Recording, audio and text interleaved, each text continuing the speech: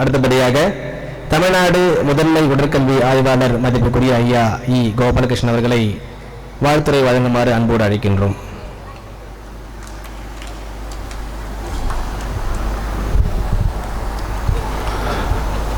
அனைவருக்கும் இனிய காலை வணக்கம்.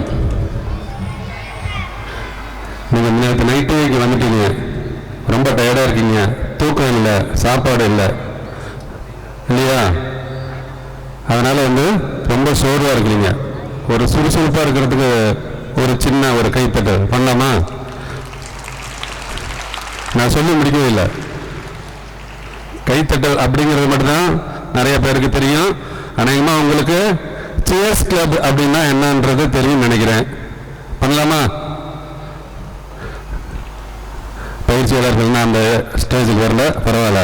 1 2 3 1 2 3 1 2 3 1 2 3 1 2 3 1 2 3 1 2 3 1 2 3 1 2 3 ஹெல்ப். ஓகே, இப்போ பேசலாமா? கவனிப்பீங்களா? ஒரு 5 minutes.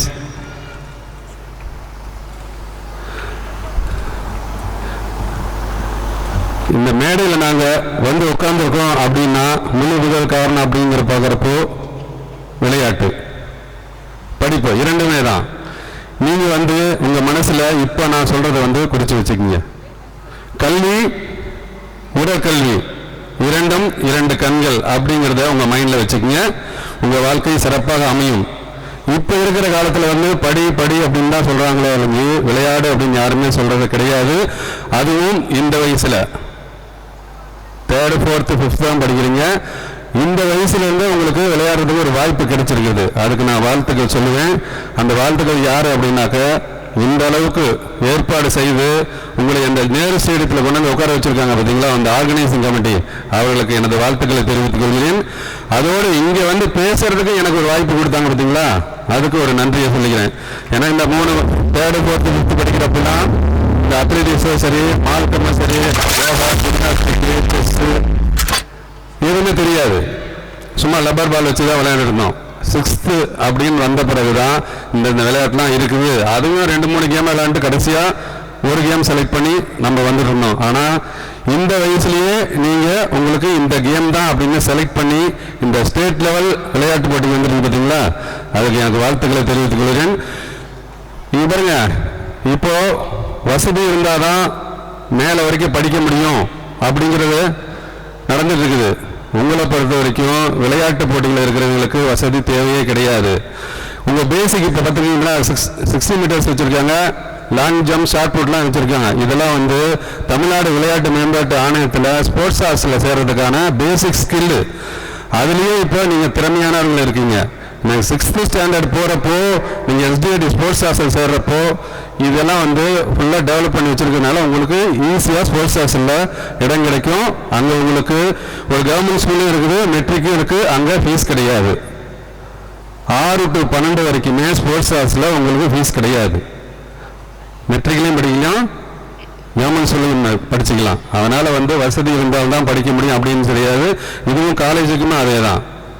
அதனால் நீங்கள் விளையாட்டு போட்டிகளில் நல்லா விளையாண்டு சிறப்பான ஒரு இடத்தை பெறணும். சரிங்களா?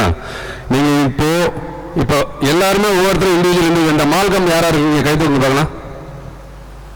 செஸ்ஸு, ஜிம்னாஸ்டிக், ஓகே, வாழ்த்துக்கள், கை வைக்கல போடுங்க. ஆனால் இந்த ஆர்கனைசிங் கமிட்டி எப்படி இந்த ஈவெண்ட்டு இந்த கேம்லாம் செலக்ட் பண்ணாங்கன்னு எனக்கு தெரியல.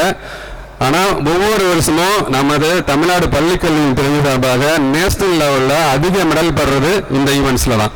அத்லெட்டிக்ஸு, செஸ்ஸு, மால்கம்மு இதில் தான் அதிக அளவு மெடல் பண்ணுறோம். அதுக்கு தகுந்த மாதிரியே உங்களுக்கு இதை செலக்ட் பண்ணியிருக்காங்க. இதில் நீங்கள் ஃபுல்லாக ப்ராக்டிஸ் பண்ணி டெவலப் ஆகிறதுக்கு உங்களுக்கு வாய்ப்பு இருக்குது. இந்த ஸ்கூல் லெவலில் ஜோன், டிஸ்ட்ரிக்ட், ஸ்டேட் விளையாடுறீங்க, அதில் சர்டிஃபிகேட் கிடைக்கும், மெடல் கிடைக்கும். ஆனால் தேசிய போட்டிகள் போகிறாங்க பார்த்தீங்களா, அங்கே போகிறப்போ நீங்கள் ஃபஸ்ட் ப்ளேஸ் பண்ணீங்களாக்க ஃபஸ்ட் ப்ளேஸு 1 லட்சம், செகண்ட் ப்ளேஸுக்கு 75,000, தேர்ட் ப்ளேஸ்க்கு 50,000 ப்ரைஸ் பண்ணி தராங்க. அது இல்லாமல் சர்டிஃபிகேட் இருக்குது. அந்த சர்டிஃபிகேட் வச்சு நீங்கள் ஸ்கூல் முடிஞ்சு போகிறப்போ காலேஜ் மொதல் மெடிக்கல் காலேஜ், அதுக்கப்புறம் engineering, arts and science, polytechnic எதுக்கு போனாலுமே உங்களுக்கு இந்த சர்டிஃபிகேட்டில் 3% இட ஒதுக்கீடு கிடைக்குது. சரிங்களா? இந்த சிலம்பத்தில் யாராக இருக்கீங்க? சிலம்பம் இப்போ ஒரு கையில் போடுங்க. ஒரு 2-3 வருஷமாக தான் டெவலப் ஆகிட்டு இருக்குது.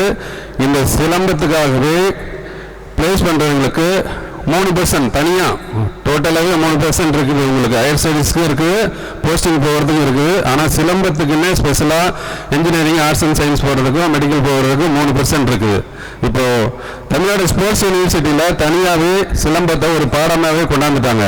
அதனால் ஒவ்வொரு துறையிலும் உங்களுக்கு சிறப்பான வாய்ப்புகள் இருக்குது.